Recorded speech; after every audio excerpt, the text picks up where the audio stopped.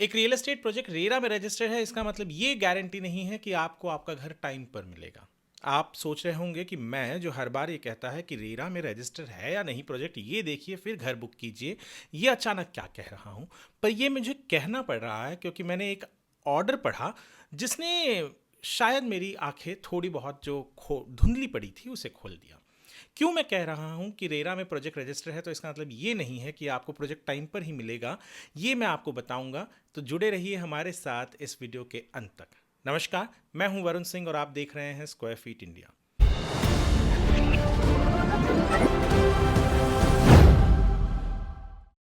हमेशा मैं ये कहता हूं कि अगर आप कोई घर ले रहे हैं तो जहां पर भी ले रहे हैं, जिस भी स्टेट में ले रहे हैं, वहां के रेरा में, यानी उदाहरण तौर पर मुंबई या महाराष्ट्र में रह रहे हैं तो महारेरा में क्या वो प्रोजेक्ट रजिस्टर्ड है या नहीं, ये ज़रूर देख कर लीजिएगा।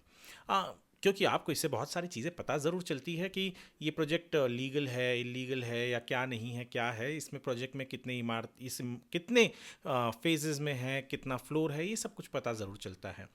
पर एक चीज़, मैंने एक ऑर्डर पढ़ा 3 तारीख को, महारेरा ने ऑर्डर दिया था। वो पढ़ने के बाद मेरे मन में और जहन में एक सवाल आया कि ये प्रोजेक्ट रेरा में तो रजिस्टर्ड है, पर फिर भी होम बायर्स परेशान क्यों हैं। दरअसल 2017 में महारेरा यहाँ पर लागू हो चुका था, यानी उसके बाद जितने भी प्रोजेक्ट्स आ रहे हैं, जो भी घर बेच रहे हैं, उन्हें ये देखना था, बताना था कि भैया हम आपको टाइम पर प्रोजेक्ट, मतलब आपका घर देंगे। 2017 में रेरा लागू हो गया, महारेरा आ गया 1 मई 2017, अगर मैं गलत नहीं हूं तो। और ये जो केस है, इसमें हुआ क्या, 2018 में, यानी रेरा आने के तकरीबन 1 साल बाद, कुछ होम बायर्स ने टाइकून वैली करके केडीएमसी के तहत प्रोजेक्ट था, वहां पर घर लिया, अग्रीमेंट रजिस्टर किया 2018 में, यानी रेरा आने के 1 साल बाद। उन्हें पोजेशन डेट दिया गया कुछ 2019 का, पर 2019 चला गया, 20 चला गया, 21 चला गया और वो होम बायर्स को घर न मिला। यहाँ तक कि उन्होंने ये भी एलिगेशन लगाया कि बिल्डर ने तो हमको कहा था कि हर महीने का 25,000 रेंट देगा डिले का, वो भी उन्हें नहीं मिला। 2021 में उन लोगों ने महारेरा में शिकायत की, 2021 में की, कि भैया हमें पोजेशन नहीं मिला है, डिले हो रहा है, आप मदद कीजिए। 2021 बीत गया, 2022 बीत गया, 2023 बीत गया, 2024 बीत गया, 2025 आ गया और 3 दिसंबर 2025 को एक ऑर्डर आया। ऑर्डर ने कहा कि हाँ भैया, पोजेशन तो नहीं मिला है, ये बिल्कुल सही है, और उन लोगों को जो होम बायर्स थे उन्हें रिलीफ मिला, जस्टिस मिला। पर रेरा आने के बाद भी मुझे, रेरा आने के लागू होने के बाद जो अग्रीमेंट रजिस्टर हो रहा है, जिसमें एक डेट ऑफ पोजेशन दिया जा रहा है, जब वो भी नहीं मान कर रहा है बिल्डर, यानी उसके बाद भी डिले करते जा रहा है, तो रेरा, ये कानून का फ़ायदा क्या हुआ।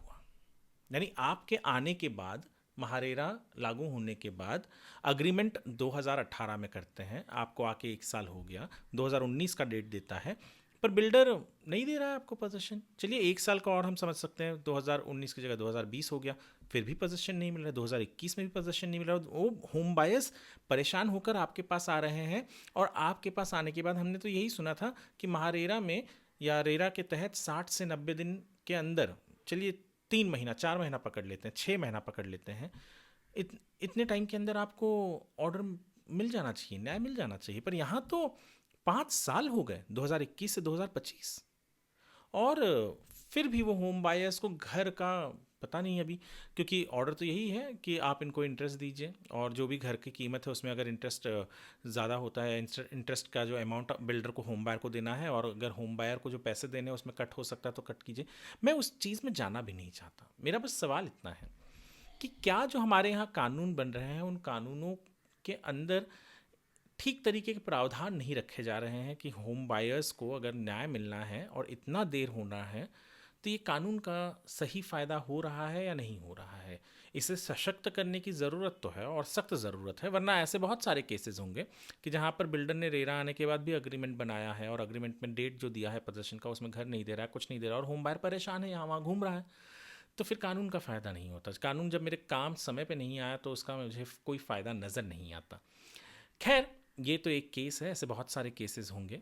मुझे जो लगा मैंने वो कहा, और मुझे लगता है कि शायद ज़रूरत तो है कि कानून को और सशक्त बनाया जाए। आपका क्या राय है, आपकी ओपिनियन क्या है? आपको क्या लगता है कि इन होम बायर्स के साथ जो भी हुआ, क्या वो सही है या वो गलत है, या उसमें कुछ बदलाव होना चाहिए? क्योंकि 5 साल बाद उन्हें न्याय तो मिला, पर रेरा रहते हुए उनके साथ, रेरा कानून लागू रहते हुए उनके साथ गलत हुआ है और कोई कुछ नहीं कर पाया। उनको तो रुकना ही पड़ा इतने साल तक, अब जाके कहीं उनको कुछ न्याय मिला है। क्या ये सही है या गलत है? आप ज़रूर कमेंट में बताइएगा।